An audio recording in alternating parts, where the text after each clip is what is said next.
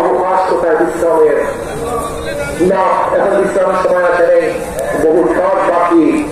আসুন এই মাটি এবং মানুষকে চিন্তা করি, এই মাটি এবং মানুষের কথা বলি, মাটি এবং মানুষের কল্যাণের জন্য কথা বলি, দেশকে রক্ষা করি, দেশকে বাঁচাবার চেষ্টা করি, অত্যন্ত প্রহরীর মতো দেশকে কাগজ করি।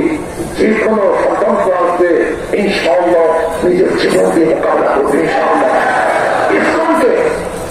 ইসলামকে নিষিদ্ধ করতে হবে।